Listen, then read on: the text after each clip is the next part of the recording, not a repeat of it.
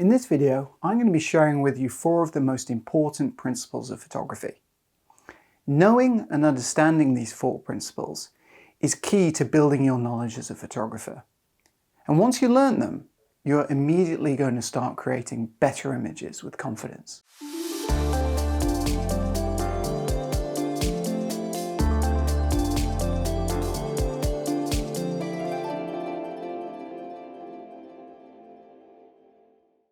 Hi, my name is Gallagher. I'm a professional photojournalist and documentary filmmaker. And for the past 15 years, I've been working for some of the world's leading news outlets, producing photographs and films about the climate crisis and global environmental issues.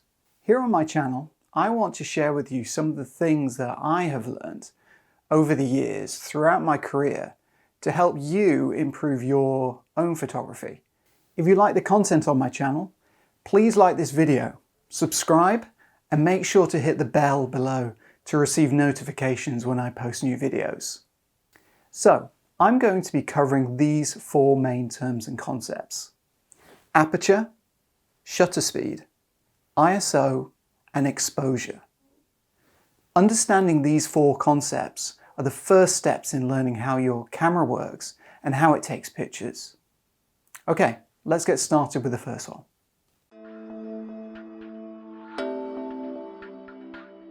So what is an aperture? In photography, the aperture is basically a hole in the lens which lets light into the camera. On many lenses you can actually see the aperture itself when you hold the lens up. And changing the size of that aperture controls exactly how much light is passing through the lens and into the body of the camera. And you can think of it like the pupil of an eye. The bigger or wider the aperture is, the more light it lets in. And the smaller or narrower the aperture is, the less light it lets in. Now you obviously have the ability to change the size of that aperture and control how much light is coming in. You'll also often hear about a term called an f-stop or f-number when discussing aperture. And the f-stop refers to the size of the aperture at any given time when you are taking pictures. So the numbers can range from anything as low as 1 or 2 up to more than 20 sometimes. So essentially, when you have a low f number, say 2, this means the size of the aperture is very big or wide in the lens. And this creates the effect of one thing being sharp in the photo and while the other things are blurred. So when you have a high f number, then the size of the aperture is very small or narrow. And this will typically mean that everything in your image is sharp from foreground to background. I think the best way for you to understand this is to have a look at some real-world examples. I'm going to show you some of my images which demonstrate the differences between aperture sizes. In this image from my series about exotic pets in China, I used an aperture of f2.8. You can see that low f number allowed me to focus attention on the man and his pet while throwing the background out of focus. This is a pretty common technique when you want to focus the viewer's attention just on one thing within the frame. I used the same approach in this photo of an environment ranger during a patrol in Cambodia. I wanted to focus attention just on his face and try to throw the forest background out of focus to make a more interesting image. So to do this, I simply selected a low f number and zoomed in with my lens just to heighten the effect a little bit. In this image from Tibet, my aim was a little bit different. I wanted to make sure everything in the frame was in focus, from the bird in the foreground to the mountains behind. So I pushed the f number up to 11, which allowed me to make the image I wanted with everything in focus. Finally, this image again from Cambodia was taken at f8. You may not think that's a particularly high number, but I found that anything above f8 tends to ensure that everything within the frame is in focus. Now the next important concept to understand is shutter speed. Now you can think of shutter speed like a small door inside your camera that's opening and closing at different speeds. Now depending on how long the door is open for, it lets in different amounts of light. The basic idea to understand here is the faster the shutter speed, the quicker that door opens and shuts. And when it does that, it freezes the action. On the other hand, if you have a slow shutter speed, the door stays open for longer, which makes the scene a little bit more blurry. So let's have a look at a few images that illustrate this. So in this image of a man cutting trees on a farm in Cambodia, I wanted to freeze the man's action as he was striking down. So I decided to use a slightly higher shutter speed. I set the camera to 1/500th of a second, which was just enough to freeze his arm movement. In this image of a boy swinging from a tree on an island in the South Pacific, I needed a higher shutter speed, as the boy was moving at a faster speed than the man cutting trees in the image before. There was plenty of light in this situation, so I was able to freeze the action by using a higher shutter speed, which in this case was over 1/1000th. Finally, in this image, I was making pictures of people playing volleyball, and I knew I wanted to freeze the fast action and capture both people and balls as they were moving through the air. So I needed an even higher shutter speed, which was over 1/2000th, and that was able to capture the action. Let's look at the use of slow shutter speed now in this image from Vietnam. I had positioned myself on the side of a street and wanted to try and capture an image that communicated the hustle and bustle of Ho Chi Minh City.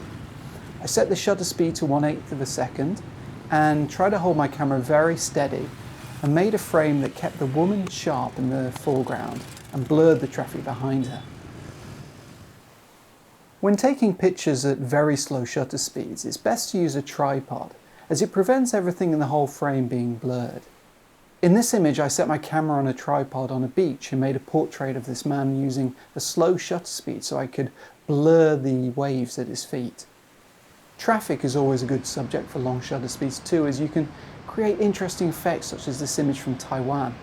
Again, I put the camera on a tripod, exposed for 5 seconds, and got that really interesting effect of the lights streaming past on the road.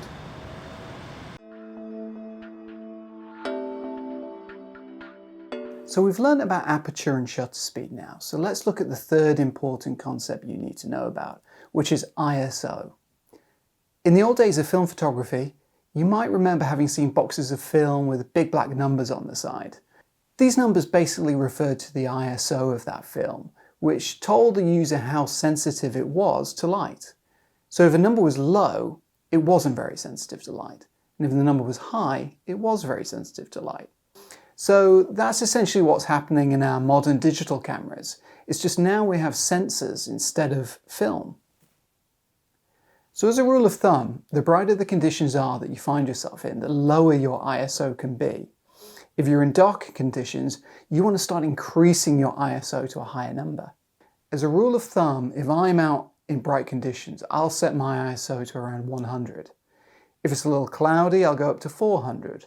And if it's getting dark, I'll go anywhere above 800 up to about 3200.